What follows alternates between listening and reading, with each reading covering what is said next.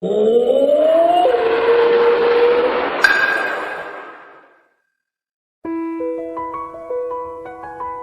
was born Henry John Deutschendorf Jr.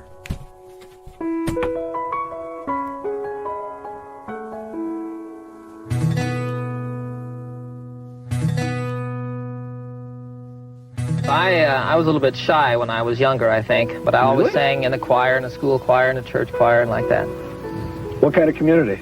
Well, my father was an Air Force officer, so we lived all over. I was born in New Mexico, and then we lived for about 3 years in Japan. Then we lived in Arizona, and always going back and forth whenever Dad had to leave back to his farm in Oklahoma, his family's farm, and my mother's family in Tulsa. And then we lived in Montgomery, Alabama for a year. Then in Fort Worth, Texas is where I went to high school and college, and it's from there that I left home and went off on my own. In the 1970s, John Denver became a worldwide music sensation, touring widely both in the U.S. and abroad. He was one of the most popular acoustic artists of the decade. He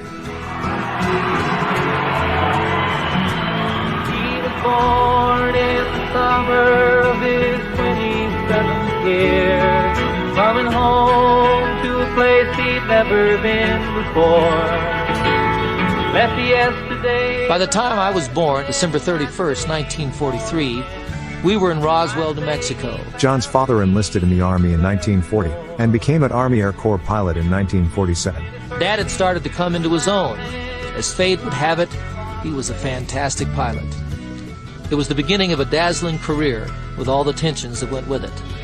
This B-58 is rolling out from Edwards Air Force Base to challenge a half a dozen world speed records, headed by pilot Major Henry Deutschendorf, 43rd Bomb Wing. 6 records set by Major Deutschendorf and crew, 4 of them previously held by the Soviets. It's a dramatic testimonial to the combat potential of the B-58 Hustler.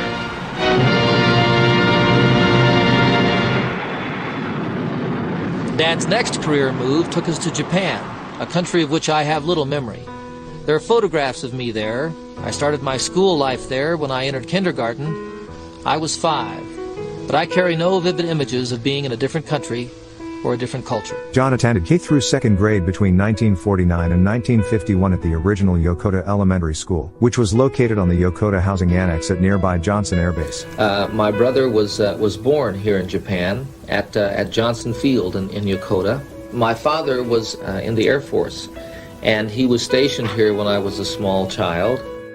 As young as they were, John and his family experienced precious little of Japan beyond the gates of Johnson Air Base. Those were hard days for both kids. You know, when they'd come home at evening and their dad wouldn't be there for the evening meal or to play with them or whatever.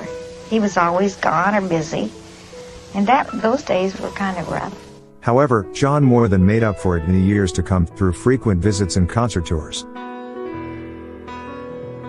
When I became successful and journeyed back to Japan for the first time when I was a young man, I was very moved by so many things that I learned here about the Japanese people and about their language and about their architecture and about their traditions and their culture. In every city there are beautiful parks.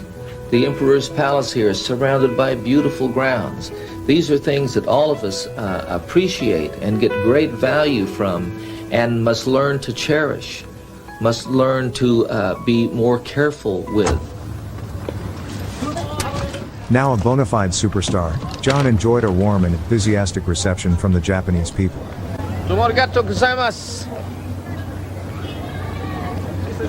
The time that made me laugh, I think, the most is when I learned Sunshine on My Shoulders in Japanese.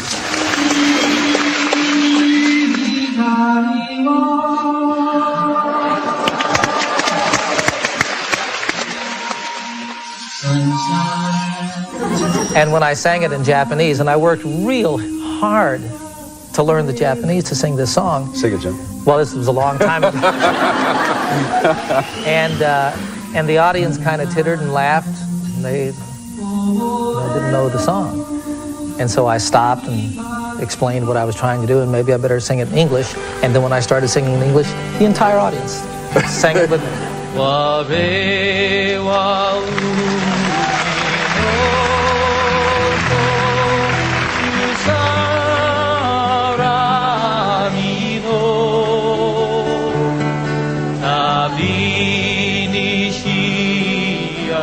His love affair with Japan grew even more when he and his wife Annie adopted a Japanese-American girl, Anna Kate. She joined Zachary John, who the couple previously adopted. John soon found himself the devoted, if not doting father of 3 young children.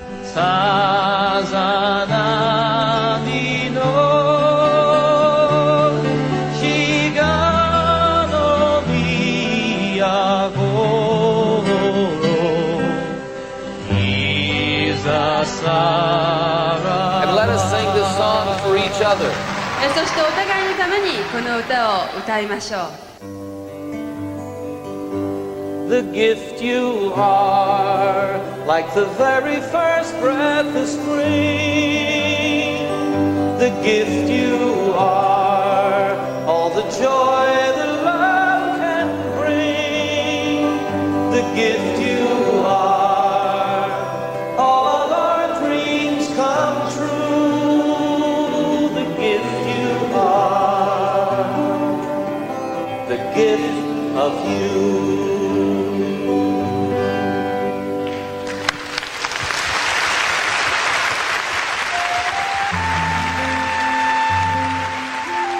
In adulthood, John overcame the strained relationship he had with his father while growing up. They shared a common passion: flying. We got the airplane pre-flighted and everything, so We're ready to go. all we need to do is jump in and head for Houston. After you, sir.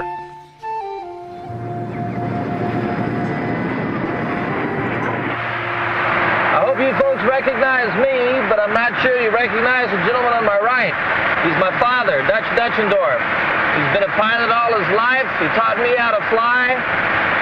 For a long time, I couldn't even get him in an airplane. Now, can't keep him out of it.